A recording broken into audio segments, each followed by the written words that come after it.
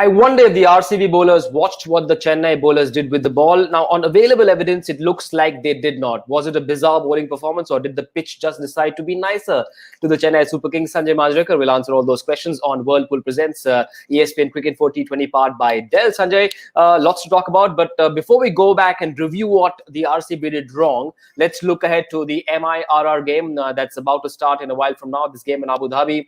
Rohit Sharma not playing, out for one more game. Kyron Pollard captaining the side, winning the toss and choosing to bat first. Straight away, does it tell you that the rationale behind that decision is that there will be no dew in this game? Yeah, we've been told by a very reliable source named Akash Chopra that in Abu Dhabi, because the ground is so open, dew doesn't come in, and maybe that is the reason they want to bat first. And again, when you see Mumbai Indians, you see the depth that they have. Even with leadership, they have depth. Rohit Sharma not playing, and you've got a very fine captain in Pollard, who's been brilliant since he's taken over white ball captaincy for West Indies. Right, just the one change for the Mumbai Indians. Nathan Coulter-Nile makes way for that man, James Pattinson, who did well. He had that one game break. Obvious logical call. Once he was fit and ready, he had to come in. Yes, and maybe the pitch also is not like the one that we saw in the afternoon, where somebody like Coulter-Nile would have been handy. Pattinson has shown that he's more of an impact bowler. He creates more pressure on the opposition, gets you wickets as well. Coulter-Nile is a fine T20 cricketer. So, right call made, I think. 7 bowlers in that 11, of which Hardik Pandya doesn't bowl. So, we'll say that they've got 6 bowling options. But Rohit Sharma's absence, is it safe to say it won't hurt them, given what Ishan Kishan and Quinton de Kock did in that last game? And so they can perhaps afford to have Ishan Kishan open the innings one more game and allow Rohit to have another break? Yeah, this is where, again, I think for the other franchises, I don't know whether there's some kind of magic that Mumbai Indians do, that if they're missing 1 or 2 players, suddenly the team doesn't look hollow or, very fragile. For example, Sunrisers Hyderabad, with the pitch is slowing, need Kane Williamson desperately. So there is no desperate need for any player in this Mumbai Indians team, to the extent that they are now comfortably placed to make it to the playoffs, but they haven't actually flirted with playing, say, Dhaval Kulkarni or Chris Lynn or Mitchell McClenaghan, who played almost every game for them in the last 3-4 years. It's a team that sticks to its best possible 11, doesn't want to take any games lightly, and make sure that while they're winning, they're also sending a strong message to the opposition every time.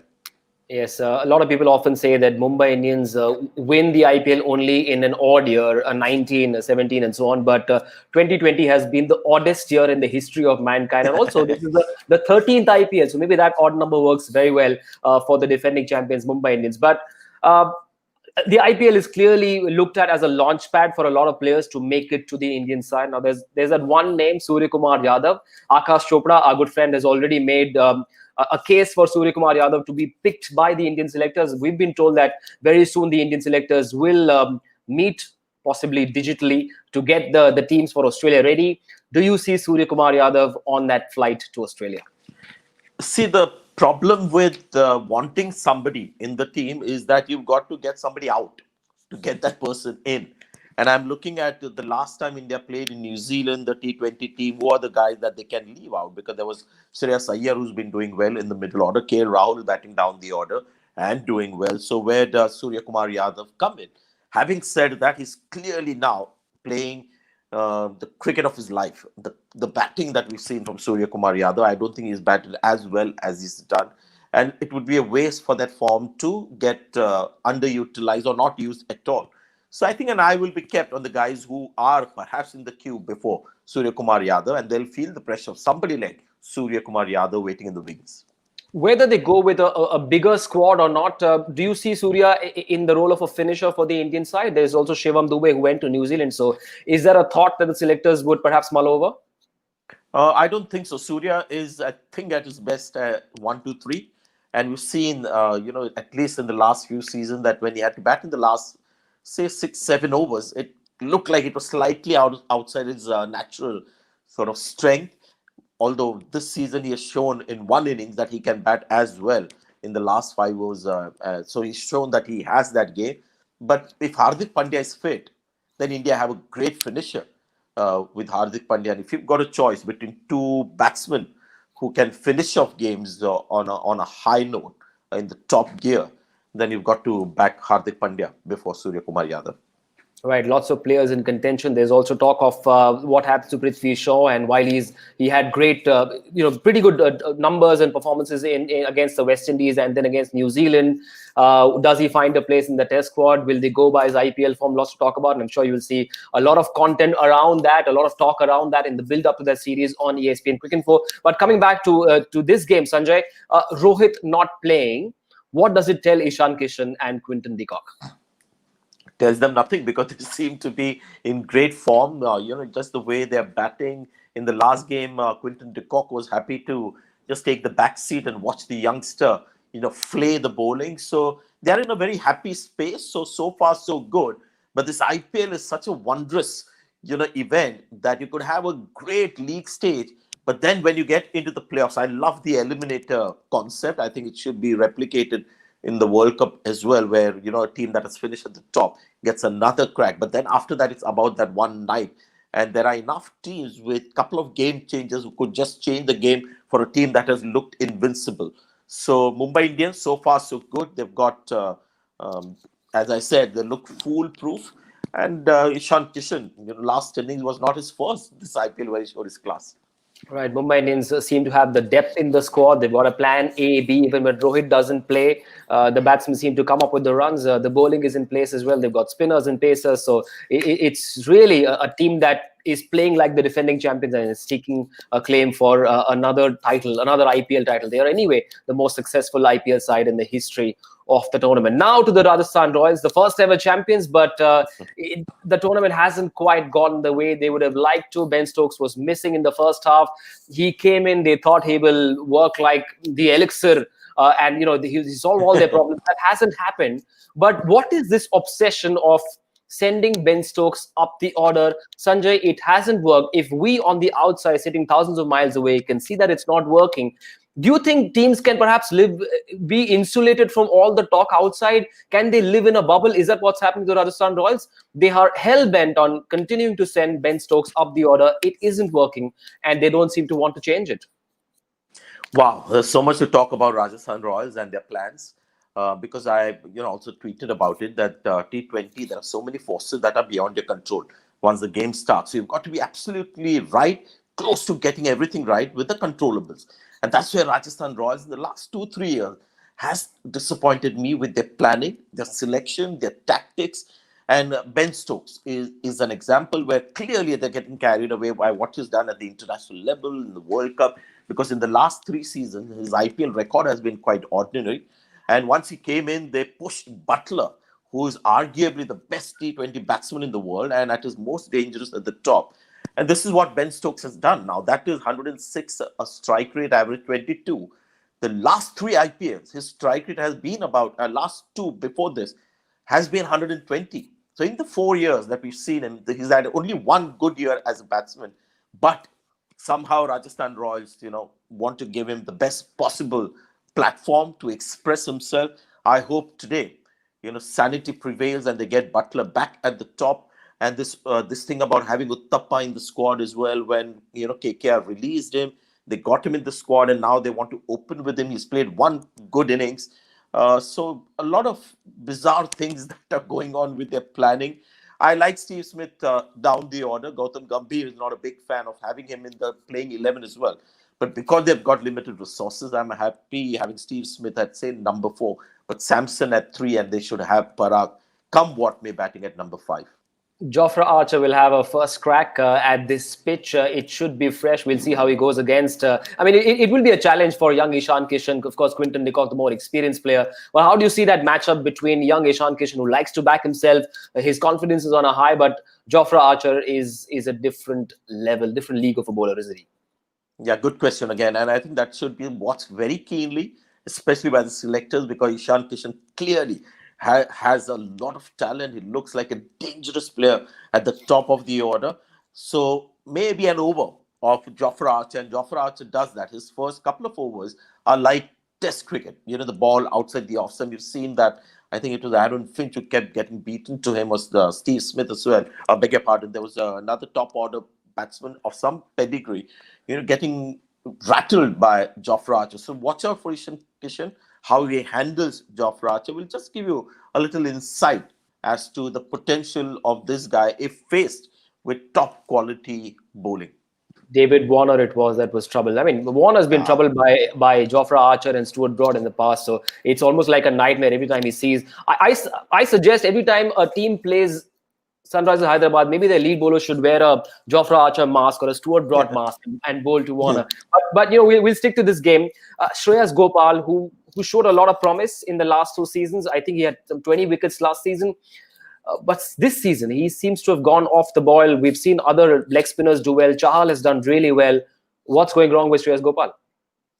Perhaps not as much pressure on the batsman to go for runs off him, because in team meetings these are the things that are discussed. And when you look at Rajasthan Royals, they can afford to not score too many of Archer and Gopal, because there are a lot of opportunities elsewhere to get the runs. Fortunately for them, Tewatia is doing well. He's bowling his 4 overs more regularly. But when you look at their bowling, especially seam, apart from Archer, last match they had Ankit Rajput playing. Jaydev Unnatkut has struggled. So, there are plenty of other bowlers to score off, and hence not as much of a compulsion to go after Gopal as there was perhaps in the earlier season. My eyes tell me that he's bowled as well as he could, and Tewatia also has really grown as a cricketer. His bowling has now suddenly become like a 4-over regular spinner for Rajasthan Royals.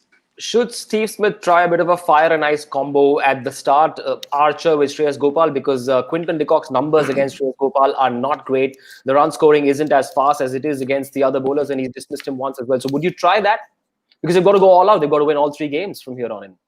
Yeah, but there's another Indian batsman at the other end. So all Quinton de Kock needs to do, if that happens, is pick up a single. But I think that will be tried. Also will depend on the kind of pitch that they have. But because you're talking about Jofra Archer and nobody else in their bowling attack, there is a likelihood that they might have a spinner very early against Quinton de Kock.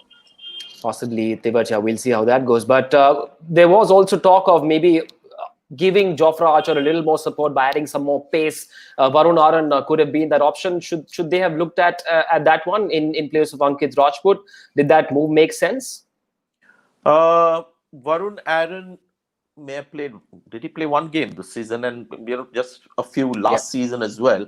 O'Shane Thomas is an option, but they'll have to drop an overseas player. And if Gautam was on the show, he would have said, "I know exactly which overseas player you can drop, so you can get O'Shane Thomas in." So that is understandable. You can have only 4, and to get somebody like O'Shane Thomas, Varun Aaron, I think it's worth having a go, because Ankit Rajput bowled just the 1 odd over in the last game, so might as well have Varun Aaron, because at least he'll give something different.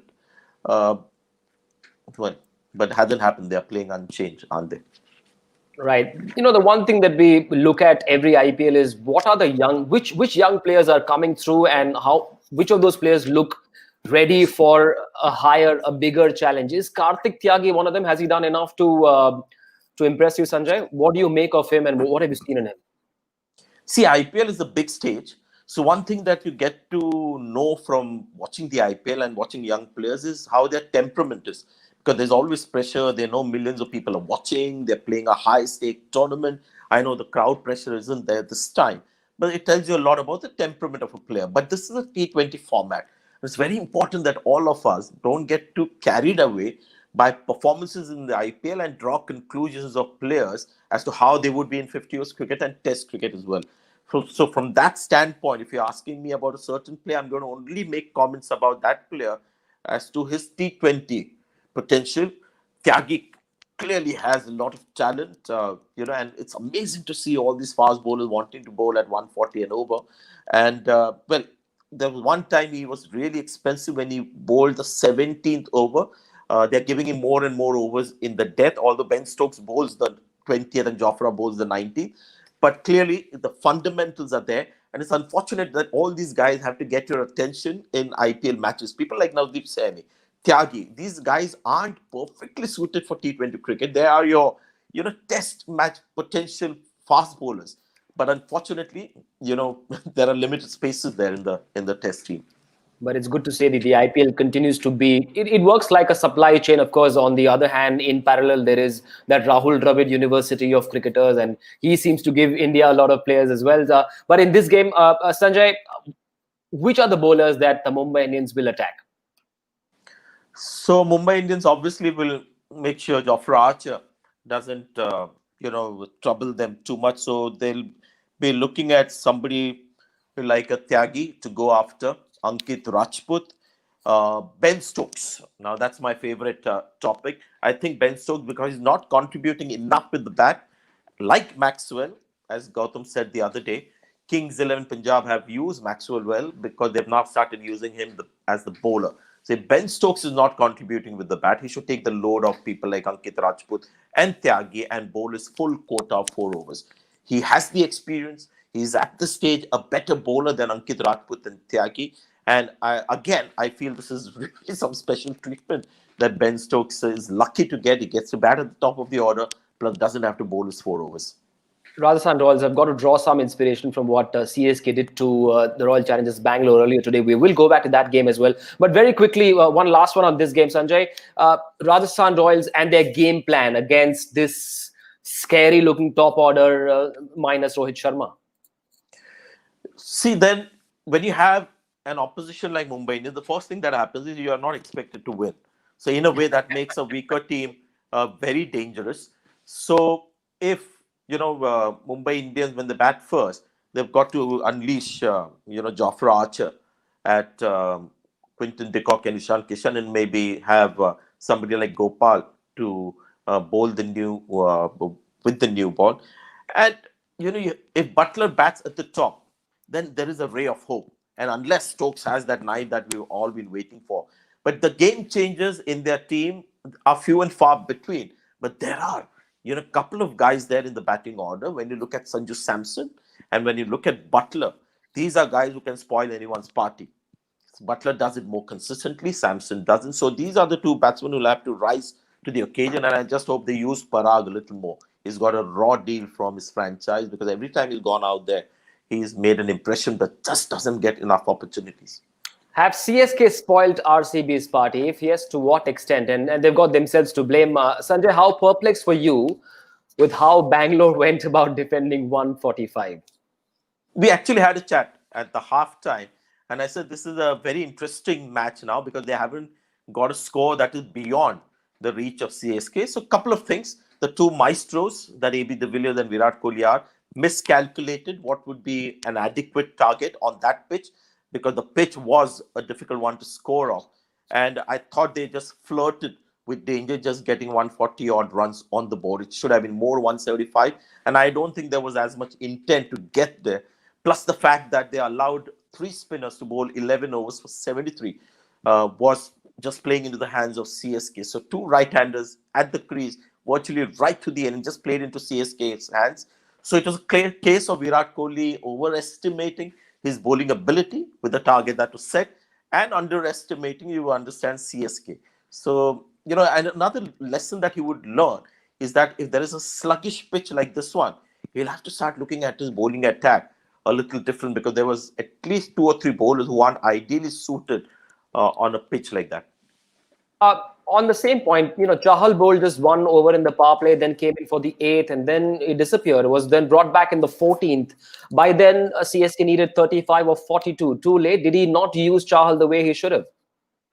I think he used the spinners really well, and that is why the target didn't go beyond 165, 170. So Chahal was the first spinner that he introduced, and then he had Imran Tahir doing what Chahal does. And because there were 2 right-handers out there, they were not putting any pressure, those 2 guys were able to complete their 4 overs. Plus Jadeja bowled his 3 and would have bowled the 4th if Virat had not hit him for a 6. And I think Moeen Ali came in to bat after AB got out in the expectation that Jadeja would bowl 1 more over, but Dhoni didn't give him that over. So I thought the spinners were used quite well by, beg your pardon, I was talking about CSK. RCB could have done better just with the target. I think it's unfair for the bowlers to be blamed for what happened. But if you saw Mohammad Siraj's first over, he went for 15. Did he give you the impression that he wasn't thinking enough about what the conditions are and how he needs to tweak his approach? Did he bowl too quick for your liking? See, this is, I was praying and hoping that Siraj, after the last game, where he got what, 4 wickets for 20 runs, I expect when you have a performance like that, that your career takes a turn. You will need a performance like that where you feel on top of the world, and then you use that confidence to sort of enhance your performances and get a little more consistent. Next game, first over goes for 15. And that's been Mohammad Siraj's story right through the IPL, that he is pretty good one day, and then he'll have a night where he goes for, over 10 or 11 runs per over. I was hoping that, the last performance would trigger a nice comeback like Tebatia and some of the others that we've seen. So hopefully in the next game, Siraj is able to use the confidence of the match before last. And we finally saw that spark in the Chennai Super Kings, didn't we? RUTURAJ GAIKWAD 65, 60, and he didn't look afraid to use his feet. He backed himself, and it worked today. Yes, and maybe Dhoni deliberately played that 18th over a bit quiet, so he almost got RUTURAJ GAIKWAD to play the big shots as well in the 19 to win the game. What I liked about RUTURAJ GAIKWAD is that he's got the third gear. I keep using that term because it's a very important gear. You can't be driving all the time in top gear, right? You live in Mumbai now, Manish. It's impossible to be in top gear all the time. The third gear is the most used gear, so it's the lifeline of a T20 innings or a 50 overs innings, and he's got that game. He's got the game where he can push into gaps and pick up the ones and twos. So he'll never feel the pressure of too many dot balls. In comparison, we've seen Padikkal today, who has perhaps slightly more limited kind of range, and RUTURAJ GAIKWAD really impressive in the way he got there. Good to see MSD coming in at number 4, leaving nothing to chance, and he just wanted to make sure that finally, when they have one solid chance of closing a game, he didn't want to take any chances. Yeah, and the pull shot is still there. A lot of people come and bowl short to him these days. So the moment the ball was shot, he played a couple of very good pull shots, but the target was, manageable for him. And it's nice to see this guy, come out. He could have easily sent somebody else to finish the job, but it's always Dhoni who will be in the line of fire. Right, 4th win in 12 games for CSK. How rare is that? Well, very rare. It's only happened for the first time, and this is how it looks. The points table after that win, they've somehow managed to inch up to number 7. Rajasthan Royals will need to win tonight against Mumbai Indians to go up to 10 points and go level on points with the Kings 11 Punjab. Number 4, 5, 6 is looking very, very interesting, whereas Mumbai is sitting pretty. They want to make sure they finish in the top 2. Sanjay, final question before we wrap up. What's the score that Mumbai are looking at in this game? We are at Abu Dhabi, so it's not going to be as sluggish as some of the other pitches that we've seen. So maybe, now we're looking at winning scores to be around 175-80. Right. With that, we're done with this game. We call it the Bridge Show. Guess what? We're going to be back. In fact, Ronak Kapoor will be back in this very chair on Whirlpool Presents ESPN Cricket 4 T20 Timeout powered by Dell. Sanjay Manjrekar will be joining him, and possibly Akash Chopra as well. So that should be a fun conversation. Do join them at the end of the first innings of this match as well. And the action continues on ESPN Cricket 4. Thanks for watching. See you again soon. Thank you.